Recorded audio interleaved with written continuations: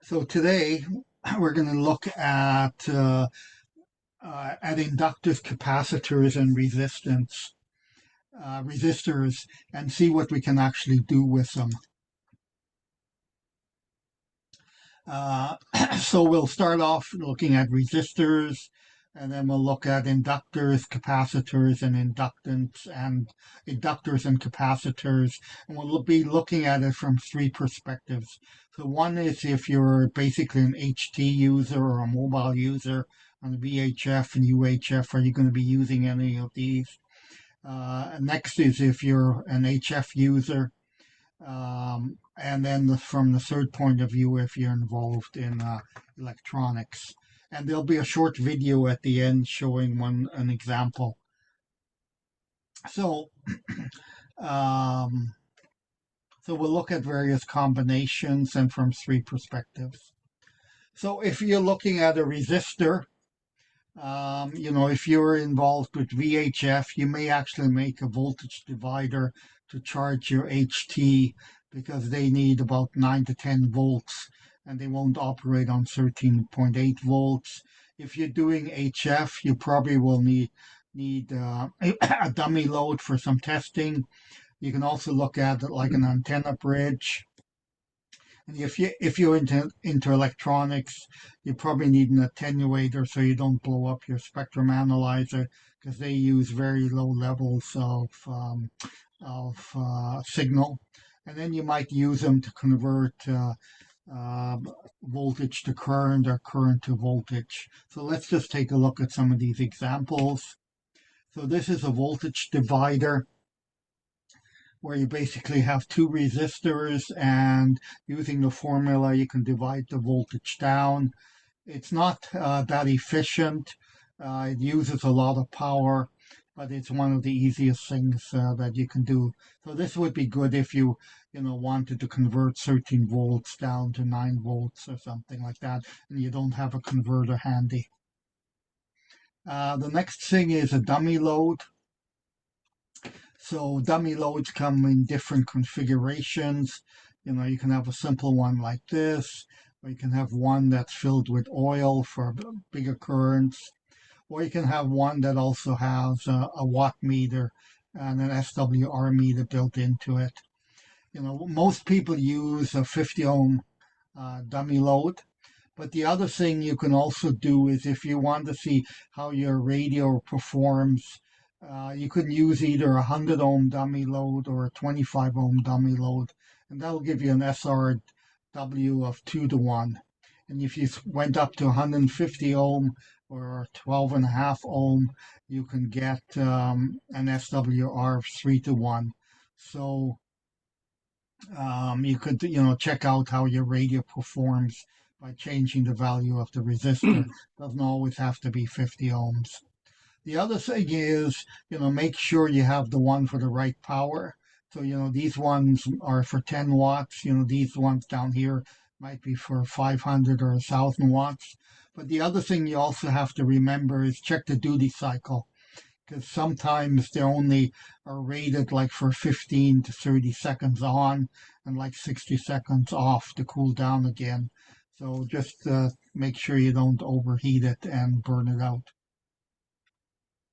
Now, something similar is an attenuator, and it's basically three resistors, and you have like a T attenuator or a pi attenuator. A pi tends to be common because the resistor values are higher. And these are used to reduce your power to an amplifier or test instrument. So, if you have a spectrum analyzer, probably the maximum power you can put into a spectrum analyzer is about 10 milliwatts. So yeah, you have to, if you're going to do it this way, you're going to have to reduce 10 watts down to 10 milliwatts or reduce it by a value of 10 to the 4. So this is what an attenuator looks like. It's like a dummy load, but has both ends. So that's, could come important to you. The other thing is an antenna bridge, and this is for the HF side of things. So here is a Wheatstone bridge. So if all of these resistors here are balanced, you'll have no current here at, or no voltage here in the center of the circuit. And the way you can take this is, you have a circuit like this where, you hook your transmitter onto here, you hook your antenna or your antenna tuner here, and you have a 50 ohm resistor here, and you have another 50 ohm resistor here, and then another 50 ohm resistor here. So if you have nothing connected to your here, then you're basically going to see the go through the 50 ohm resistor, and you're not going to damage your transceiver. If you happen to short this end here, then you're going to go down this way, and have your 100 ohms going to ground. So basically, your transmitter is only going to see an SWR of 1 to 2 or 1 to 3 with this arrangement. And then hi Richard, then if you add in some diodes here and an LED, you can actually tune your antenna, and watch for the LED to go out. So this is another example you might see. If you just have an inductor, you might see it in your power supply. If you have an HF, if you're doing HF, you can see it in your power supply. You're probably going to use some kind of antenna transformer, an unknown or balun, or loading coil. You might see it in the noise bridge. If you're into electronics, you'll see it as a power transformer, as an RF transformer, and as an audio transformer. So, there's various types of RF transformers. These ones over here are an these ones over here are a balun. So it's going from balanced to unbalanced. So you would typically use this for dipoles. And then over here you have uns, which are typically used for end-fed type of antennas. And you have different windings depending on what ratio you want. And these are relatively simple to make, or you can buy them already assembled. If you need to make the antenna longer, if you want to go to the lower bands, like 40 meters and 80 meters, you need some sort of antenna coil. So this one here is for the Yaesu, which is the ATES 120, which is a screwdriver antenna that has a little motor in it and goes up and down to adjust it. These are the counterpoises for VHF and UHF. You can also get a manual one here that you can upload, move up and down manually to do the tuning, or you can get something like a ham stick, which are designed for a particular band. So you buy them like a 20 meter or 40 meter or 80 meter ham stick. And then you adjust it by varying the top end a little bit. And you can also use these with an adapter and use two ham sticks together as a dipole. And these are quite common for mobile applications, or for parks on the air and things like that, if you don't have any other antenna. And then you can make also some loading coils yourself. And Buddy Pole has some of these coils too. So, you can make them yourself too.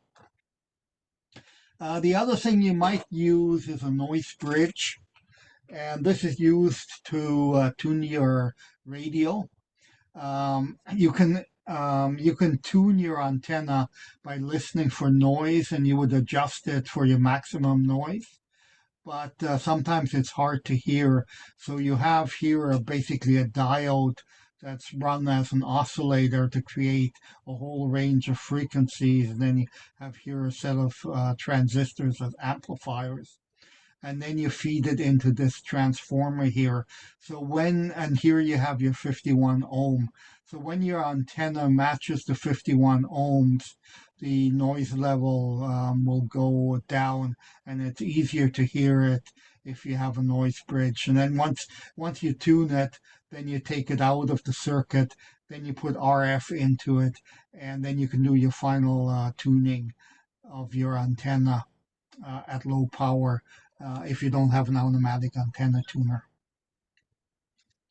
And when we look at capacitors, typically you may use them to reduce RFI. You can also use it as a power booster or a smoother, which is basically a big, huge electrolytic capacitor. It could be like 10 farads or 12 farads. And what you do is you charge up this capacitor from your battery. And if your transmitter takes a large amount of current, it tends to smooth it out. And you can get these for mobile applications. And if you're into electronics, typically a capacitor blocks DC. Now, when you combine a resistor and a capacitor together, if you're into HF, you can make audio filters and help to improve the audio of your signal. If you're into electronics, you'll use resistors and capacitors for timers, oscillators, for circuits that integrate, or circuits that provides a differential, differentiates the signal. Now, most of the things you'll see combine an inductor and capacitor together. If you're doing UHF and VHF work, you might have a bandpass filter to reduce some of the noise. If you might get into using a duplexer for satellite work. If you're into HF, you're typically going to have some sort of antenna tuner, and we'll get into that shortly. You may have a low pass filter to reduce some of the harmonics and prevent you from interfering with other people. If you might use a high pass filter that reduces some AM noise, if you're working down at the 80 and the 160 meter part of the spectrum. You might use a bandpass or a notch filter to improve the signal that you want. You'll probably encounter them with switching power supplies. If you're into electronics, you'll have switching power supplies. You also have Wi-Fi, Bluetooth, and LoRa, and you'll use inductors and capacitors for those. Now, a duplexer allows you to basically connect two things to one thing. So you can have one antenna connected to two radios, or you can have one radio connected to two antennas, or you can use one feed line with two radios and two antennas. And these things are designed for different frequencies, so you can buy them for different combinations. So here, you have one antenna and you have a transmitter at 900 megahertz and you have a receiver at 945. So you put a duplexer in there. So you only have to have one antenna. And basically a duplexer, and you can also get a triplexer too for 3 signals. So basically it's a combination of a low pass filter and a high pass filter. So, here you have a number of inductors and a number of capacitors. So this is, for your VHF signal. Over here is your UHF signal. And, you see that the capacitors and the inductors are reversed. And then this goes to the antenna, this goes to your radios. And then you see here, if you look at frequency, one goes up and the other one has another curve that goes down. And what you're trying to do is separate the two for the application you're using. You can buy these or you can make them. Probably easier just to buy them. So, again, filters low pass filter to prevent harmonics, high pass to reduce noise, band pass to isolate the band you want, a notch filters to remove a band or a signal that you don't want. And so when you look at this, low pass filter allows low frequencies through, a high pass filter allows high frequencies through, a band pass filter allows this one through, a notch filter just does the opposite and prevents that from coming through. So there are a number of calculators out there, and you can either build these or buy them, whichever you like. Usually you end up winding toroids and inductors for these. And so, typically, any sort of filter looks like a capacitor and an inductor in series and a capacitor inductor in parallel. Some of these you may want and some of them you don't want. It all depends on what frequency you're operating at and how close these are to each other. And you may want to add a second or third capacitor or a second and third inductor to cause it to pass to have a sharper drop off. There's a number of calculators out there to do all that for you. And again, if you want to design a low pass filter, they're all different sort of combinations out there. And each one of these behave slightly differently. The most common is where most of your power is going through the inductor, but you can have like a capacitor here too. So depending on what you're trying to do, will determine how you're going to design it. So if you're doing HF, you're most likely going to have you'd be using an ATU. And the reason you need an ATU, it's called antenna tuning unit, or more likely what the Europeans call a matching unit. It doesn't really tune the antenna, it just matches the various components. So typically your radio output is 50 ohms. Your transmission line can be anywhere from 50 ohms to up to 600 ohms if you're using a ladder line. 50 ohms is a typical coax. And then your antenna has impedance. And a typical half-wave dipole is 75 ohms, but it does depend on how high it's off the ground. An off-centered half-wave dipole is typically 200 ohms. An end-fed dipole, end-fed half-wave is, could be like 3,000 ohms. A random wire antenna, about 450 ohms. A vertical antenna is about 36 ohms. So you need to match all of these things together to get the best power coming out of your radio. Most radios will cut back power levels if you don't have a good match. Some of the less expensive radios won't have a protection circuit, and then you could end up burning out your transistors. So, you want to operate all of this together as a system. So for the lowest SWR, you want to keep your radio happy. You want to get the maximum power out. But that still doesn't mean that the antenna is going to radiate. So a lot of people put a lot of emphasis on SWR.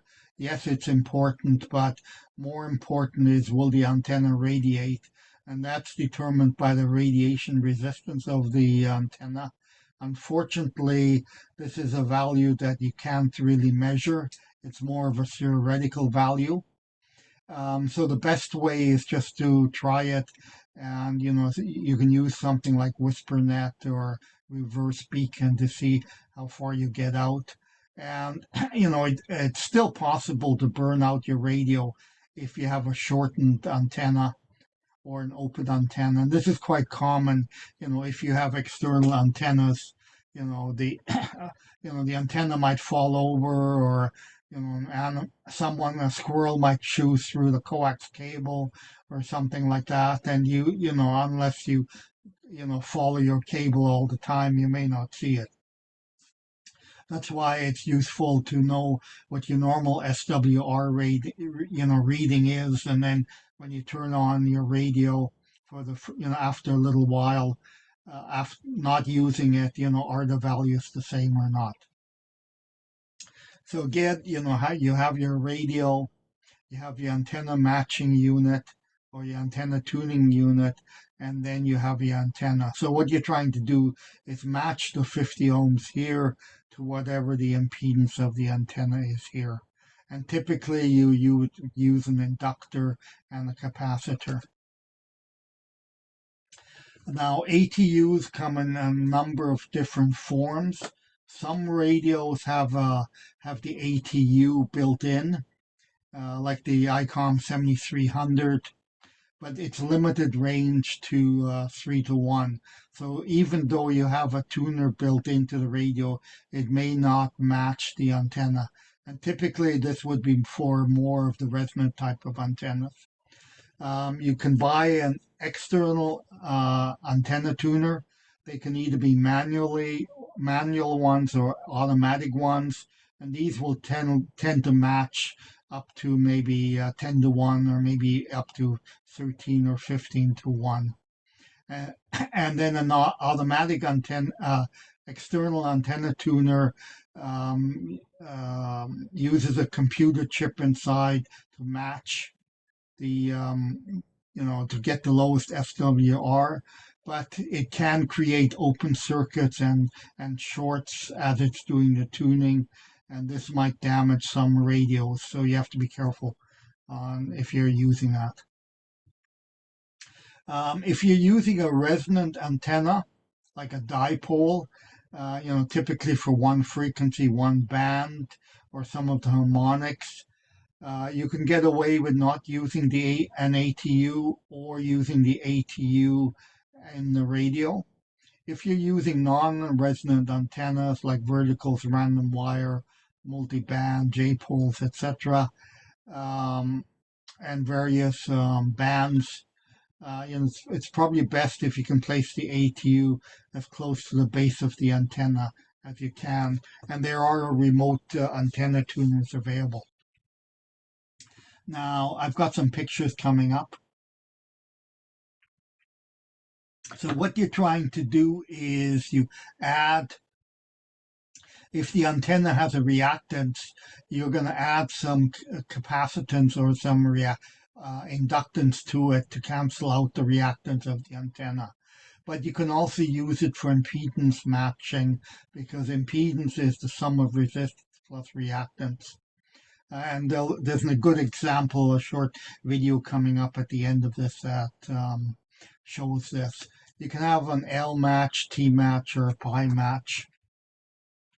So, all of these have different pros and cons to them. An L match is probably the most widest range matching tuner. This is one that commercially, automatic ones are typically this, because you can switch the capacitor to either side, depending if you have a high impedance or a low impedance. These are a little bit more complicated to tune. And then you can also have different ones here where you can tune them as a pi network. This is a T network, this is a pi network. Again, you have many choices, where you can, place the inductor on either side of the capacitor. You can place the capacitor on either side of the inductor. And each one of these has a pros and cons. But it's worth trying them out and see which one works for you. L-type is more for the automatic tuners. Pi is more for the manual tuners. You can have a variable capacitor, or you can have a fixed values and then switch it by switches or relays. Or you can have a variable inductor or a fixed value and then have a switch or relays. So, a lot of people build these things, or you can buy them. Here is sort of a homemade one with, what you have here is you have your inductor with various taps on it, and you have a switch here to select your inductor value. And then here you have a typical variable capacitor, and by turning this, you select which capacitor you want. Here's a commercial unit, with two capacitors and an inductor. It also has a built-in SWR meter.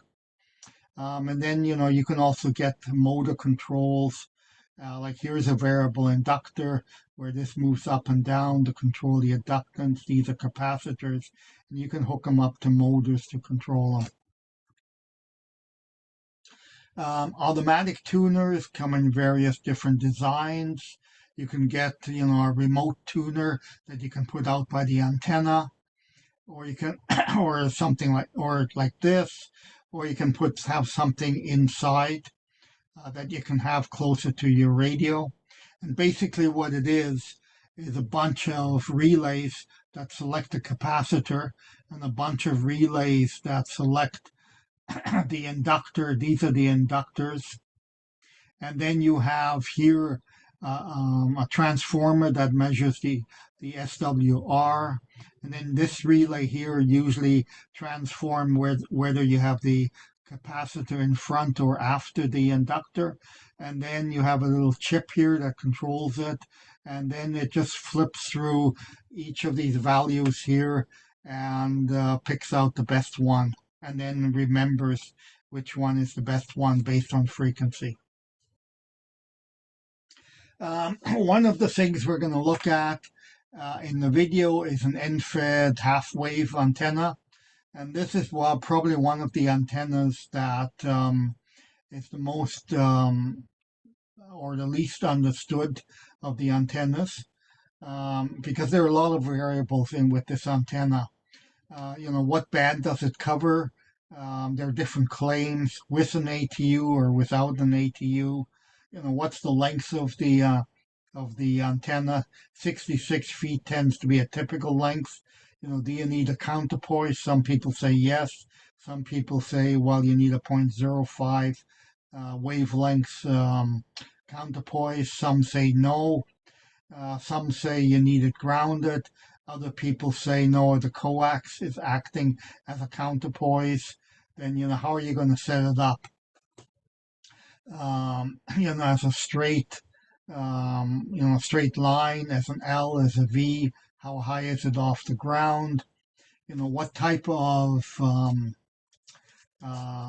ratio are you going to use? 36-1, 49-1, or 64-1, or no transformer. 49-1 tends to be the most common. When you're designing the transformer, are you using a common ground on the transformer? So it's like an auto transformer. This is the most common one, but some people do make it like an isolated transformer, and that's known as a Fuchs antenna. And then you got your input turns. Do you have 1 turn, 2 turns, or 3 turns for your input? Do you have a capacitor? No capacitor, a capacitor on the input, a capacitor on the output, and on the in and out. So, there are many types. Some people, have analyzed it, and like here you see there's no connection between the primary and secondary winding, and some people just say it doesn't work at all. It's impossible to work. And this is actually known as a Fuchs antenna. Here's typically what it looks like. Here they added another coil to it to probably make it work on 80 meters. Here's a typical one where, you have your power coming in, and your ground, you have a capacitor going across here, and you have 2 turns here, you have 14 turns here, so this will give you a 1:49 impedance ratio. Here you have one with a variable capacitor with a switch to either grounded or not grounded. And here's where some people get confused, because they describe it as a 1:8 turns ratio, but it's actually a 1:64 impedance ratio. So people sometimes get this mixed up, because a 1:9 impedance ratio is used for a random wire antenna. So with this type, you either hate them or you love them. They're easy to build, easy to put up and take down. One of the most popular antennas today. But what do you actually have? Do you have a half wave where the impedance is 2,500 to 5,000 ohms, or do you have a random wire antenna, which has an impedance of 400 to 600 ohms, and then a counterpoise is needed. So this is a good thing to experiment, try different things. Different people recommend different things. I think what's happened here is it's like throwing a fruit into a bunch of into a pail, and then people taking an apple out and an orange out and saying, well, an apple and an orange don't taste the same. um, so you really you need to know all of these parameters if you want to compare them. What kind of ratio you're using. Is it grounded? Do you have is it what's your design? Is it isolated or not? And depending on what you buy, you're going to get different variations of this. So again, someone says, oh yes, you need a counterpoise, but they're probably using an isolated one where you do need a counterpoise, while an auto transformer probably doesn't need a counterpoise. So you get a lot of arguments here about this, but then people don't actually know what they have unless you take it apart or actually build it yourself, and then you can compare it. So you need to compare apples to apples, not apples to oranges. So we're going to take a look at this short video here on so let me just stop share, bring up the video, and it shows how you can actually make an end-fed half-wave antenna without a transformer. So let me just bring that up, and let me just share that again. So we want to okay, so I should be able to share that. Just a second, I just have to, I think I didn't.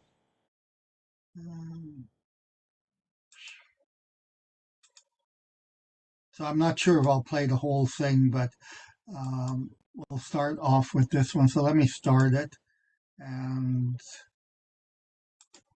one of the easiest to set up HF wire antennas for portable operating is an end-fed half-wave. However, it does present a high impedance to the transceiver, which is no good unless you have some form of transformer or antenna coupler. They're not that hard to make, but the ones you see often require either winding a ferrite toroid or a variable capacitor, which, if you don't have a deep junk box, you may not have. In this video, I'll describe an ultra-simple L-match antenna coupler that requires neither of those items. In fact, you may be able to build it without even soldering. Keep watching and I'll show you how, and give you an on-air demonstration to show how it works in practice. It's built on solderless breadboard. Not the ideal way to build an antenna coupler, but if you're just testing something or want something just to operate for a short time, then it's perfectly okay, especially if you're just using low power, like say 5 watts or less. This is the circuit. On the left is the connection to the transceiver. There is an inductor and a capacitor and the antenna, which is, I've got it written here as a half wavelength of wire, so about 20 meters long for 7 megahertz. But provided that you've got the inductor and capacitor variable, or at least with tapped settings, like for the inductor, you can actually operate a wide range of antennas with this setup. Doesn't have to be exactly a half wavelength. But the main thing is that you do need to vary the inductance and capacitance values for different bands, and even if you go a big frequency excursion in a single band, you may need to just peak it up. Now normally you'd use, as I've done in other videos, a variable capacitor, and at least a selectable range of inductors. The variable capacitor, you can use one of those plastic transistor radio types. Not particularly good for high power. In fact, I wouldn't recommend it at all. It's okay for maybe 5 watts. And with the inductor, that can be an air round coil or something on a iron powder toroid. Not a ferrite toroid, an iron powder toroid. Ferrite toroids are good for broadband transformers, balance, those sorts of things. But if you want a particular amount of inductance, like 1 microhenry, 2, 3, 4, 5, 10 microhenry, if you want it to be quite small, then an iron powder former toroid is okay. It can be either yellow or red. A very common one is the T50-2. The 50 means it's 0.5 of an inch in diameter. And there's a T68-2, which is a bit bigger, which is about 0.68 of an inch in diameter, or about 2 centimeters. Anyway, you can wind enameled copper wire, like from an old transformer, onto it, and you can have taps, or you could have several inductors on several toroids and switch them, as I've also done in other antenna couplers. As for the variable capacitor, I mentioned before, plastic type for low power, air spaced for higher power. But that is not what today's video is about. I'm going to assume you don't have either the toroid, you don't want to wind anything, and neither do you have the variable capacitor. Here's a variation that you might want to try. You don't even need to do any soldering. I'll talk about that later on. The thing about it is that all of the parts here are fixed value. But if you use combinations of them, you'll be able to get a variable value. You'll be able to get several values of both capacitance and inductance, and with any luck you'll get a happy match that is good enough for your antenna and the band you're using it on. I'll do experiments later on 40 meters, and we'll see how this works in practice. Right here, these are disc ceramic capacitors. I again wouldn't recommend using them at more than 5 watts, and they do have a bit of loss compared with an air-spaced variable capacitor. But they are cheap, readily available, and you can get them in convenient values. Here I've got a range of values. 100 picofarad is useful, so is 47, and I've also got a 27 and a 10 picofarad. I might also have 150 picofarad, but if you connect, say, 1 or 2 or 3 of these capacitors in parallel or even in series, you will get different values. For instance, if you put a 100 picofarad in parallel with a 47 picofarad, parallel capacitors add in value, and so you'll get 147. Now if you put another capacitor, if you've got a 10 picofarad, then that puts you up to 157. Or if you wanted a bit less value, then you'd take out the 47, you might put in a 27 instead, and then you are down to 137 picofarad. So you won't get every single capacitance range, but you should get them at closely spaced enough intervals to be able to match a lot of antennas with a piece of wire like 20 meters long end fed. And if you can't, well, you could try putting capacitors in series. That actually reduces the value. If you put 200 picofarads in series, then that makes 50 picofarad.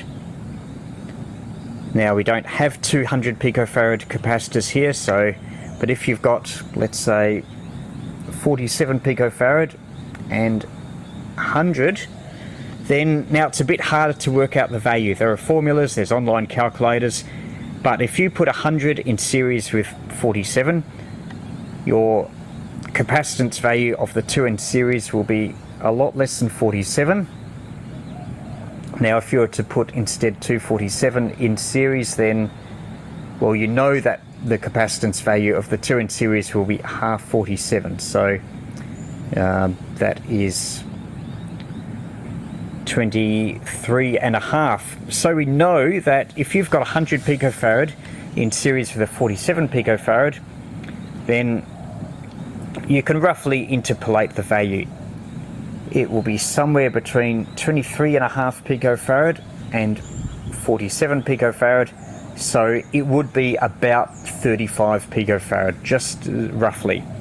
You can get a wide range of values with different combinations of series and parallel capacitance values, and you can easily connect them because we can just put them in the solderless breadboard. And if you want to put capacitor values in series, then you can use an unused connection, because if you've never used a solderless breadboard, all the strips like this are connected. There's this is a 5 strips, you know, you've got 5 connections. You might be able to see it, A, B, C, D and E. These are all connected. So if we have a close up there, we've got a lead here and then a wire there, and that's actually connected with the connections inside. Now you've also got a channel here, because these solderless breadboards are designed for integrated circuits, the dual inline type, so that this side is not connected to the other side, which is handy in this case, because there are cases where you don't want things connected. And I haven't spoken about inductors, but it's a similar principle with capacitors, except in this case, if you want to increase the inductance, then you have inductors in series rather than in parallel, like we had with the capacitors. So as far as inductors here, it's a bit like the resistor color code. These are, you might see them as RF chokes, but they are low value inductors. This one is 4.7 microhenry. You can see you might be able to see the yellow and the violet, that's 47, and there's a gold band, so you times it by 0.1. Yes, so that's 4.7 microhenry. That's a good value to use on HF. I've got some other values here. There's a 1 microhenry, a 2.2. You can have different combinations, and you would be able to get up to about 10 microhenries, which should be enough for an L-match coupler covering frequencies of like 7, maybe 14 megahertz. You may have difficulties if you're using this at say 21 or 28 megahertz.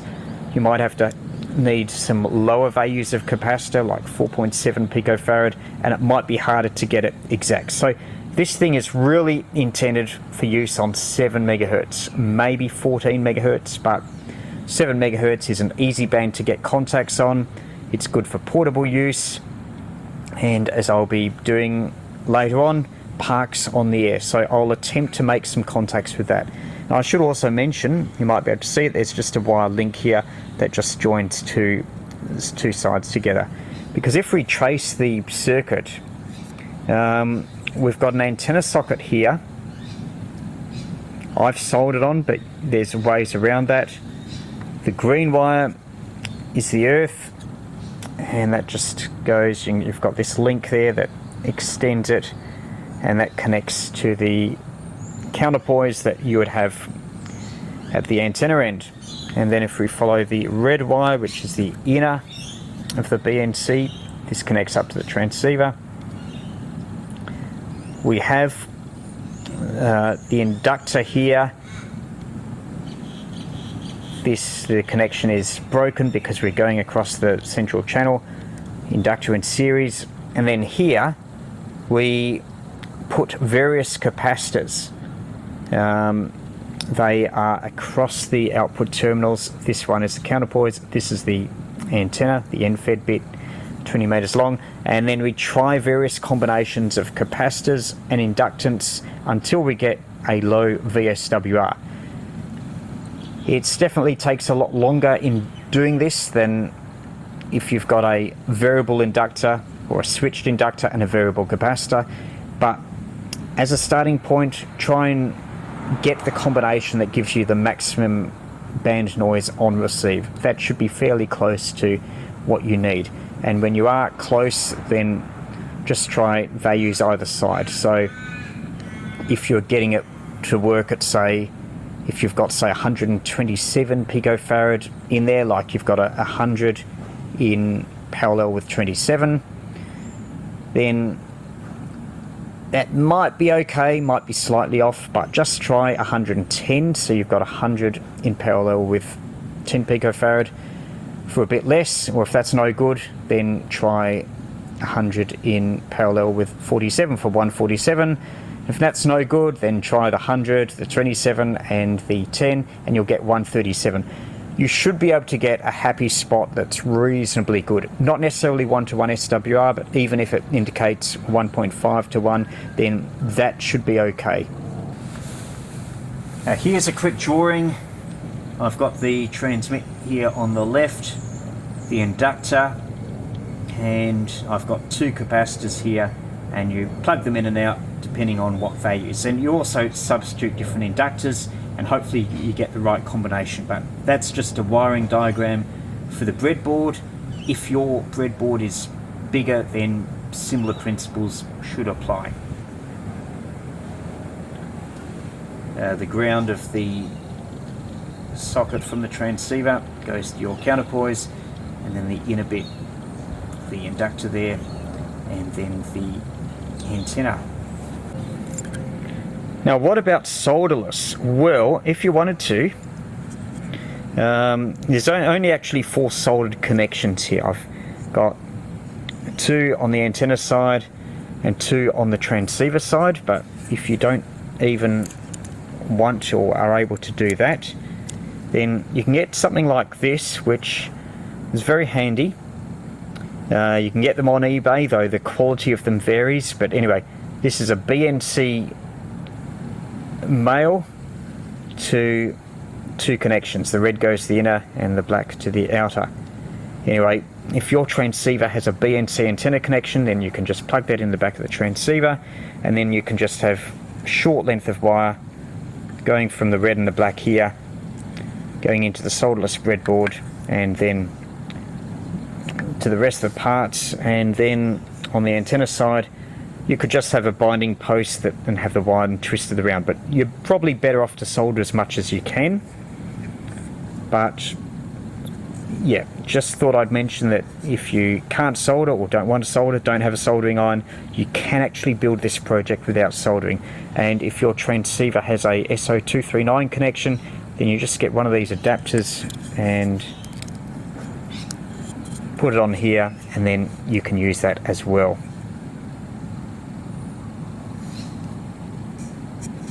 Most of the connections on this board are not used, so there's plenty of room that you can put your unused capacitors and inductors.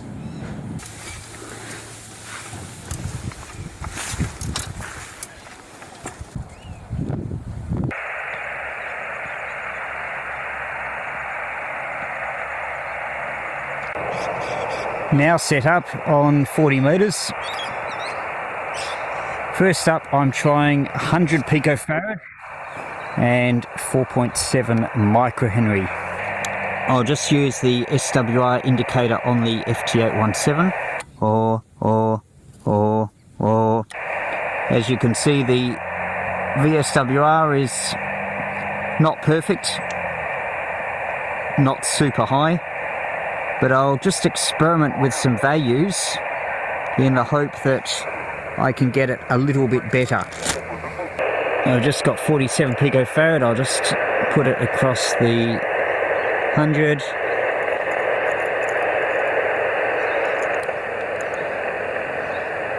I don't know if you can see it, but just when the noise went quiet, I had the 47 in parallel with the 100. So that means that I'm adjusting the capacitance in the wrong way. So I'll try a lower value. I'll try 47, and I've got a 27 picofarad here, so that might improve it.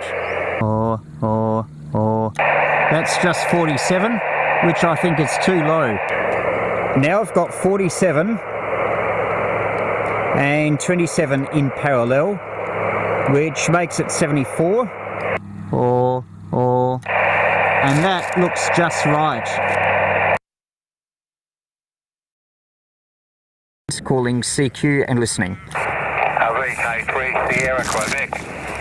Yeah, g'day Peter, great to work you on your activation. Last over 5 and 858, over.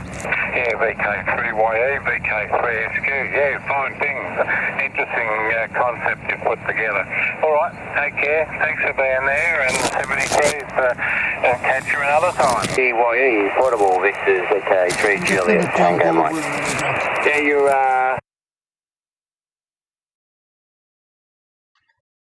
So that's around 2 microhenry. Is pretty good for 20 meters.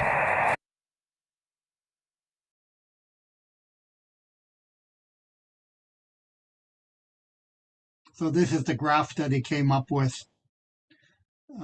It'll be interesting. I mean, he just uses 2 points, but it'll be interesting to also. Thank you very much for the 59 from California. You were flying with a 7 then, but there's some QRM that was fired up. VK3 Yankee Echo Portable, VK2 GJC. Thank you very much, Peter. Very good to hear you, and I haven't spoken to you this year. This is our first contact this year. VK3YE, VK5. Stations. Mostly thanks to the Parks on the Air app. So just to conclude with this antenna coupler, a great success.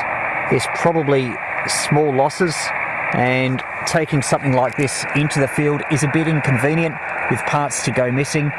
But if you want to build a small antenna coupler that can get a wire like this, 20 meters long, on the air, on bands like 7 and 14 megahertz, then something like this is definitely worth building. So put one together yourself and let me know how you go in the comments down the bottom. More information on my antennas and getting the most with low power amateur radio appears in my various books, including minimum QRP, hand carried QRP antennas, and more hand carried QRP antennas. Check out my website vk3ye.com or search those book titles on Amazon.